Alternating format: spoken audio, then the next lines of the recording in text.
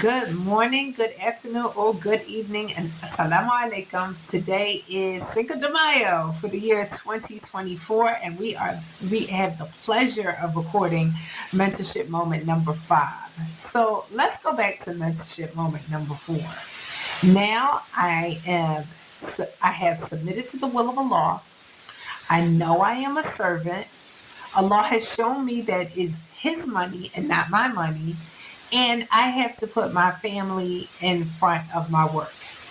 And this is different for me, but it's very important that I have this belief in my life because of what's getting ready to happen to me. This is a year everything falls apart in school.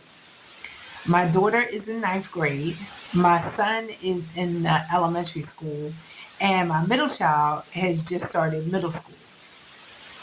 So one day, this is September, October, he goes to the charter school that's run by a church with a kufi on. And they tell him he has to take his kufi off. And I pull him out of school because that's discrimination.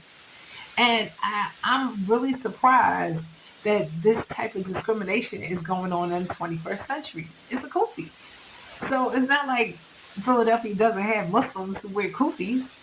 And my daughter already goes to school and she's been wearing a hijab for the last year. And then I wind up having to pull my middle child out of his school. And that's when I start to understand that he has a special need. And now all three of them are not in school. So that means I can't work. That means I have to be a homeschooling teacher. And this is not something that I'm used to. I don't have the patience to do this because I'm a firestorm at this point. Back then, I had a uncontrolled temper. So I just wasn't mentally or emotionally there. At that point, I was just trying to survive. I was just trying to make it through the day. I would say by the middle, towards the end of the year, I finally received a scholarship from the Children's Scholarship Fund that I had been trying to get for 3 years. So that was coming together, but everything in my life was falling apart. And I was having to reshape who I was and my purpose in life because his purpose for me was greater than what I wanted to do. And I had sort of accepted that, but now I started to understand. So I get the scholarship so I can start looking for private schools for my sons. My daughter was already too old, so she couldn't go to private school. But luckily, I found a public school for her that fit her personality. So I was really happy with that. But I didn't know what to do with the boys. I went to one school and I just had a breakdown. In the middle of the interview, I started crying after I was telling them everything that was going on with him. And they referred me to a law firm. The lawyer took my case. And I had called other law firms, but they hadn't taken the case. And this particular lawyer was willing to take the case. And I didn't have to come out of my pockets any money because they were going to get paid a percent if we settled the case successfully. They were going to get paid 40%, which is a hefty percent, but they were going to do the work. So the case took over a year. We settled it for like $80,000, and we settled it with 2 schools, and the money was put into a trust. So at this point, I'm just excited that he got the money. And then my other son was accepted to a really good private school, and they asked me for the money up front, and I said okay, not knowing that I didn't have the money, but trusting that we'll find it. We'll find it, because what happened in that last year of that homeschooling experiment was that I became more humble.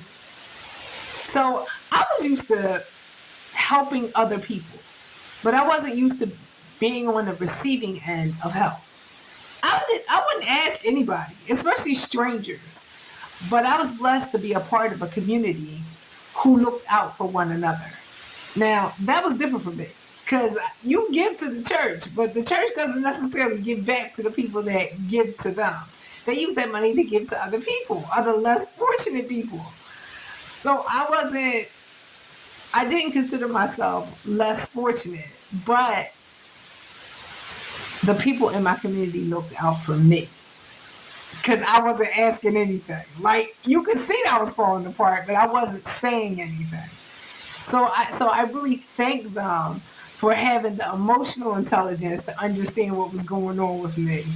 And that's why I try to give back so much now, because I remember that.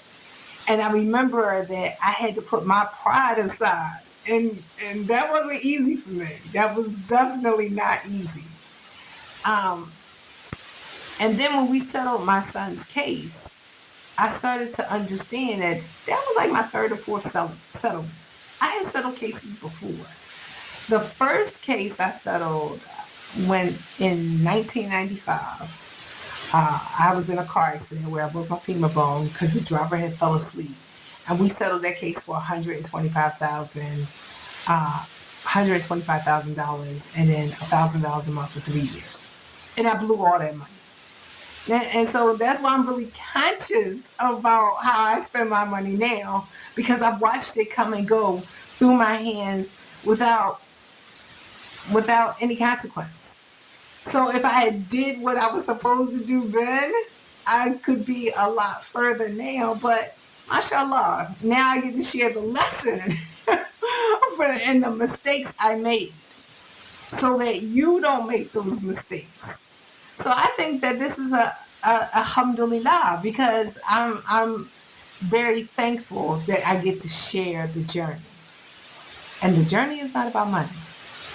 The journey is about using your beliefs and putting your trust in Allah that He will guide you through.